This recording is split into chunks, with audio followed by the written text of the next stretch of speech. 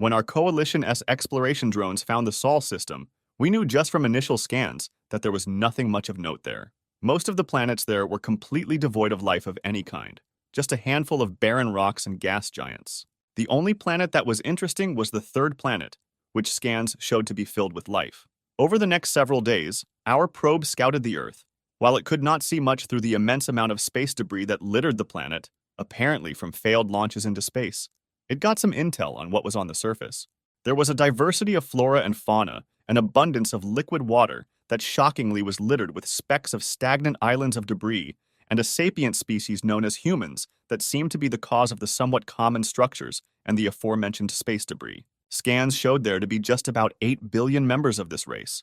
The probe continued onwards after a couple weeks of scanning the surface.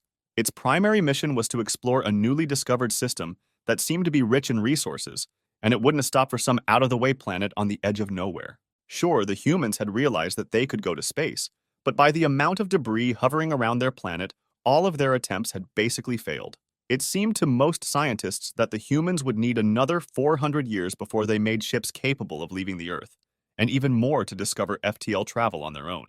We had never seen such a pitifully slow race before. Most species that tried to get to space would immediately make it their main goal, to break the confines of their home planet, except the humans. Sometime later, a conflict broke between two member races of the Coalition, the powerful, warlike Zanzi and the somewhat newer and much more docile Dan EK. Everyone knew the Dan IK were the victims in this war, but knew that they would face the wrath of the Zanzi's powerful military if they interceded. So the Zanzi ships easily glassed and sterilized one world, captured their other planet without so much as a sweat, and used their influence in the Senate to convince their allies and some swing races to kick the Dan IK out of the Coalition. Nobody tried to defend the Dan IK. They were a fledgling member race, with no representatives in the government, with few outstanding qualities to speak of. Only 10 billion members, a nearly non-existent military, which may have been part of the reason why the Zanzi invaded, and only a handful of FTL-capable ships. They were almost as pitiful as the humans, as one senator noted, and it might be best to send them to the Sol system and test the humans. It would be a waste of resources, after all, to send an actually important race and a new fleet to greet the humans. Why not use the Dan IK? So the 52 large Dan IK colony ships and numerous smaller civilian freighters and transports, all carrying their share of the 7 billion who survived the war and weren't enslaved by the Zanzi, jumped on their own to the Sol system, with no support and no turning back. Their ships were packed to the seams with refugees, people with no home to go back to. Nobody would be happy to greet them in the state that they were in, except, apparently, the humans. Several weeks went by before our second probe reached the Sol system, purpose-built to study how the human and Dan IK races interacted. By the time it arrived, it brought back news of what happened. The human governments of Earth, and yes, there were many of them, had accepted the Dan IK into their society. Their planet was teeming with construction, and about half of the ships that arrived at their destination were still orbiting space. Most of the space debris, curiously, was cleared out.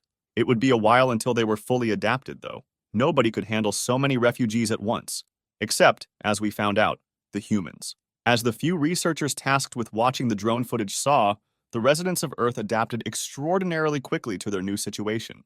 They built new structures at blistering speed, utilizing massive machines that simply printed entire cities in just a few weeks.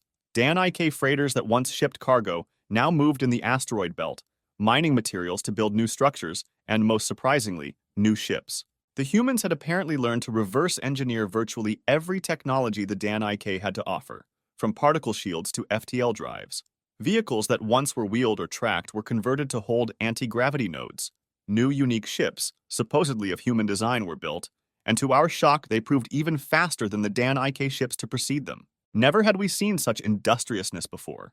On most planets, it took months to build a new ship, and another month if it was to have an FTL drive, which were somewhat rare throughout the Coalition. Most Coalition ships relied on sunlight engines, as FTL drives were too complicated to mass produce and too expensive to make standard issue. Only wealthy intersystem traders or large military carriers or battleships had them, while most other smaller ships like cruisers and frigates didn't have them at all. And on this previously ignored planet, new ships would be built and launched in a week. While some would hover around Earth or the local moon, most would immediately make use of their FTL drives and punch a hole in time-space, traveling to who knows where. By now, our leaders were growing both curious and anxious at this new threat to their way of life. Zanzi generals were vocal about seizing whatever made the humans so efficient, and our Senate capitulated and allowed the Zanzi to assemble a strike force to take back what they believed was rightfully theirs. 100 massive ships, including carriers, destroyers, battleships, frigates, and even a planet-killing dreadnought, all packed with enough firepower to simply subjugate another member race if they wanted. Thousands of small fighters, hundreds of troop transports and landing craft for the eventual takeover of planet Earth. A single planet against the might of a full Zanzi fleet was a pushover, no matter how prepared you were. And there was no way Earth was prepared, after only a year since the Dan Ik first appeared at their doorstep. Most races would surrender immediately and hope to get away with their lives, as the Dan Ik did after just 2 days of fighting. Except, of course, the humans. As soon as the Zanzi fleet arrived near the system's largest gas giant to regroup and begin their attack, a small fleet of a dozen cruiser-class ships assembled near Earth to defend their home. As the Zanzi approached the asteroid belt, the fleet grew steadily until it matched the Zanzi in size, as more ships jumped in from seemingly nowhere. And when the Zanzi crossed the belt, the human fleet sped to meet them in the middle, on a small red planet called Mars. When both forces collided, the battle was more even than anyone thought it could be. Although the Dan Ik ships originally had poor shields and weaponry just a year prior, the human cruisers and battleships seemed to match their Zanzi counterparts, trading blow for devastating blow.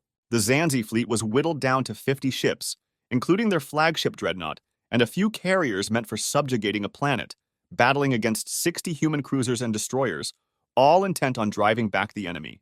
Eventually, the Zanzi decided to retreat. The dreadnought turned away from Earth, attempting to jump back to friendly territory before it was destroyed. Before it and the remaining ships could, though, the 3 largest human carriers released a small wave of fast troop transports, numbering nearly 500, each directed at a specific Zanzi ship. While the fleet was attempting to flee, they failed to see the transports punch into their ships' hulls and lock in before jumping away into a nearby allied system, human marines in tow. The scouting probe watched as the human ships hovered near Mars, as if waiting for the Zanzi ships to return and renew their attack. But the Zanzi ships were gone for good. They had retreated. Never once had a Zanzi full fleet been so battered that they were forced to fall back. No race S military was capable of standing up to them in a battle and going toe-to-toe, except evidently the humans. The Zanzi leaders were shocked at the defeat.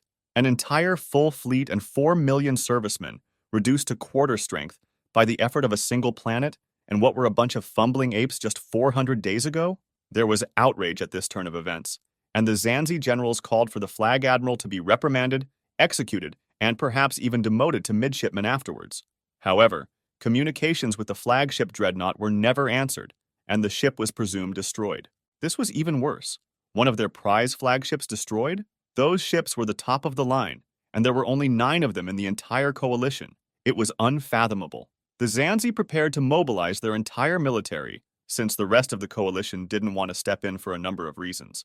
Their 4 remaining full fleets combined together and prepared to rendezvous with the survivors of their expeditionary force. On arrival, the fleet admirals were in for a pleasant surprise.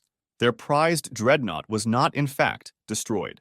It hovered in place, surrounded by its supporting carriers and battleships, all 4 massive planet-killing cannons charged and ready. This, too, came as a surprise to the fleet admirals. It was standard protocol to never keep dreadnought cannons charged unless you were ready to fire. Otherwise, your ship's power would be drained, your shields would falter, and your cooling systems would eventually fail to do their job. It was too late that the 4 Zanzi admirals realized what had happened. By the time the call went out to engage evasive maneuvers, to divert all power to shields, to charge their own cannons, or to abandon ship entirely, as all 4 flagships had, in the chaos, forgotten to communicate with one another, the dreadnought facing them had fired its cannons with perfect accuracy. Each huge blast of energy, with the power of 1,000 nuclear warheads behind it, hit its target head-on. The force of the explosion wasn't enough to completely destroy the dreadnoughts, but it eliminated their shields, knocked out their main and backup reactors, and obliterated most of their support ships in the direct vicinity. As the 4 flagships went dark, all systems offline, the admirals watched through the glass windows of their bridges as the 60 human ships their colleague had faced in battle jumped in, turned towards the dreadnoughts, and launched waves of strike craft. 4 days later, the Zanzi signed a treaty of unconditional surrender to the newly formed Terran Union. It surrendered all of their slaves, surrendered their technology and stated that they no longer owned the 5 dreadnoughts that the joint human Dan Ik military now occupied, hovering ominously over the Zanzi homeworld-S capital. Never had anyone stood up to the most powerful force in the galaxy and turned its own weapons against it. Not once had the Zanzi suffered a defeat so crushing, a defeat that would never again allow them to be as mighty as they once were. It seemed that nothing would ever be as powerful as they once were, except, well, the humans.